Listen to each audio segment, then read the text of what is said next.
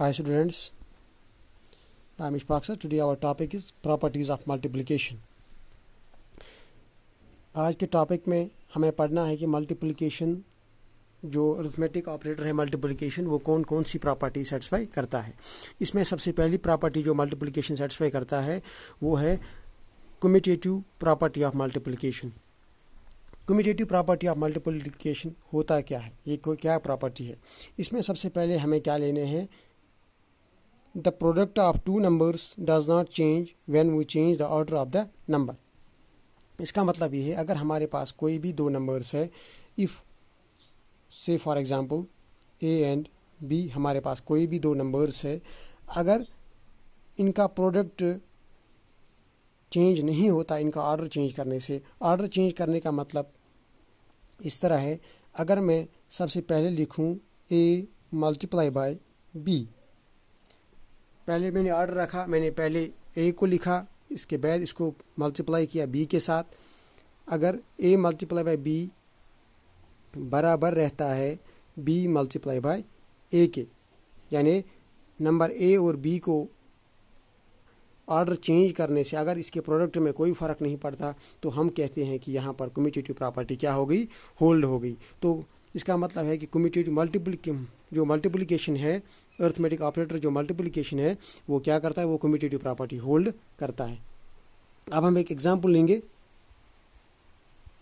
Example में let's suppose मैं एक नंबर लूँ 12, इसको मैं मल्टीप्लाई करूँ 2 के साथ।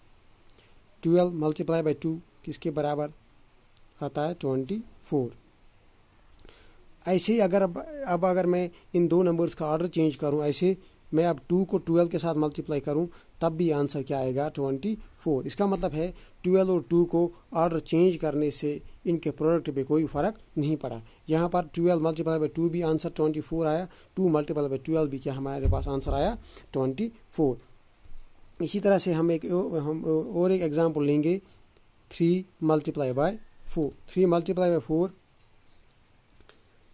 12 इसका आंसर है। तो अगर हम लिखेंगे अब सेकंड में 4 मल्टीप्लाई बाय 3 इट बिकम्स 12। तो इसका मतलब है कि नंबर्स का ऑर्डर चेंज करने से नंबर पे कोई फ़र्क नहीं पड़ता।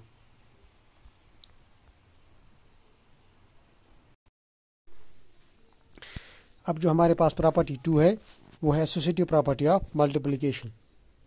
इस प्रॉपर्टी में क्या होता है, इस प्रॉपर्टी में आपको सबसे पहले 3 नंबर्स लेने हैं। Let's take 3 numbers a, b and c। अगर ये हमारे पास 3 नंबर्स है, इस प्रॉपर्टी में क्या होना, किस प्रॉपर्टी में क्या होता है, अगर इन 3 नंबर्स का ऑर्डर चेंज करने से इनके प्रोडक्ट पे कोई फ़र्क नहीं पड़ता तब हम कहते हैं associative property holds. For example इसका स्टेटमेंट ऐसे है, अगर मैं a को प्रोडक्ट करूं सबसे पहले b के साथ, फिर इन दोनों का जो प्रोडक्ट आएगा उसको प्रोडक्ट करूं c के साथ। अगर इसका जो आंसर है,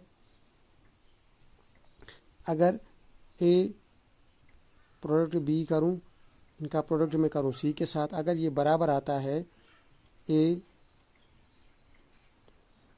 b प्रोडक्ट c, अगर ये वाली इक्वेशन जो है, ये जो इसका स्टेटमेंट है एसोसिएटिव प्रॉपर्टी का, अगर मैं एक मेरे पास जो नंबर था a b और c, अगर मैं a को सबसे पहले प्रोडक्ट करूं b के साथ, फिर जो इनका प्रोडक्ट आएगा उसको प्रोडक्ट करो c के साथ, तो अगर LHS वाला साइड इस इक्वेशन के RHS साइड के बराबर आता है तो हम कहते हैं कि एसोसिएटिव प्रॉपर्टी होल्ड्स।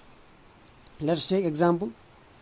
अगर मेरे पास मैं 3 नंबर्स लूँगा 4, 2 एंड 3। सबसे पहले मैं क्या करूँ, मैं इस 4 को सबसे पहले इस 2 के साथ प्रोडक्ट करूँगा, फिर 3 के साथ प्रोडक्ट करूँगा। जब मैंने इस 4 को 2 के साथ प्रोडक्ट किया, 4 multiply by 2 is equal to 8।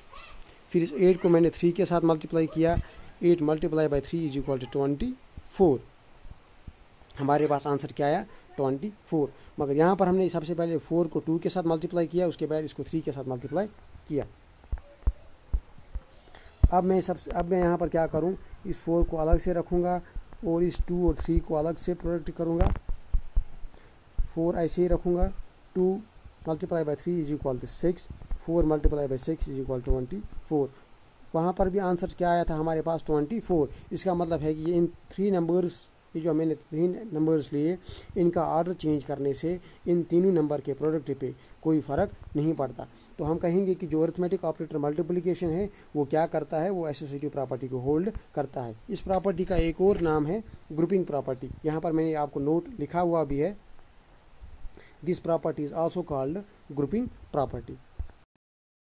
अब जो हमारे पास प्रॉपर्टी थर्ड है वो क्या है,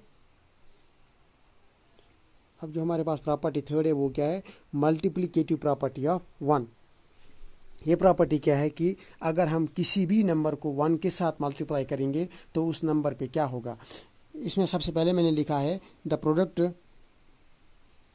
product of A number and 1 is the number itself. इसका मतलब हम कहेंगे कि 1 किसी भी नंबर को मल्टीप्लाई करने से उस नंबर पे कोई फ़र्क नहीं पड़ता। जैसा कि यहाँ पर मैंने स्टेटमेंट में मेंशन किया है, ऐसे कि अगर हम किसी भी 1 को किसी नंबर ए के साथ मल्टीप्लाई करेंगे या किसी नंबर को हम 1 के साथ मल्टीप्लाई करेंगे, इस नंबर पे कोई फ़र्क नहीं पड़ता, ये नंबर एज इट इज़ रहता है। Let's take an example.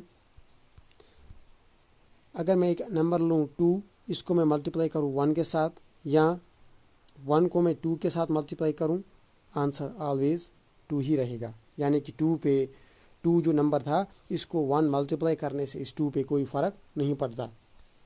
हम एक और एग्जांपल लेंगे 16। अगर मैं 16 को 1 के साथ मल्टीप्लाई करूं या 1 को 16 के साथ मल्टीप्लाई करूं, इस 16 नंबर पे जो है कोई फ़र्क नहीं पड़ता। यानी कि 1 किसी भी नंबर को मल्टीप्लाई करने से उस नंबर पे फ़र्क नहीं पड़ता। अब हमारे पास प्रॉपर्टी 4 है, मल्टीप्लिकेटिव प्रॉपर्टी ऑफ 0। ये वाली प्रॉपर्टी जो है मल्टीप्लिकेटिव प्रॉपर्टी ऑफ 0। इसका मतलब है कि 0 किसी भी नंबर को मल्टीप्लाई करने से क्या होता है। यहाँ पर सबसे पहले मैंने लिखा है कि 0 the product of A number and 0 is always 0। यानी किसी भी नंबर को जब आप 0 के साथ मल्टीप्लाई करेंगे आंसर ऑलवेज 0 ही आता है। जैसा कि ऐसे मेरे पास कोई नंबर ए है, इसको मैं मल्टीप्लाई करूँ 0 के साथ, या मैं 0 को किसी नंबर के साथ मल्टीप्लाई करूँ, आंसर ऑलवेज 0 ही रहेगा।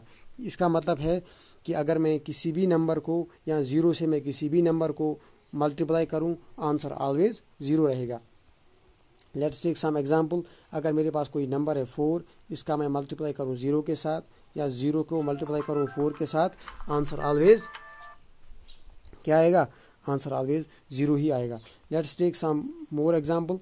अगर मेरे पास 2 कोई नंबर है, इसको मैं मल्टीप्लाई करूँ 0 के साथ या 0 को मल्टीप्लाई करूँ 2 के साथ, आंसर ऑलवेज 0 ही आएगा।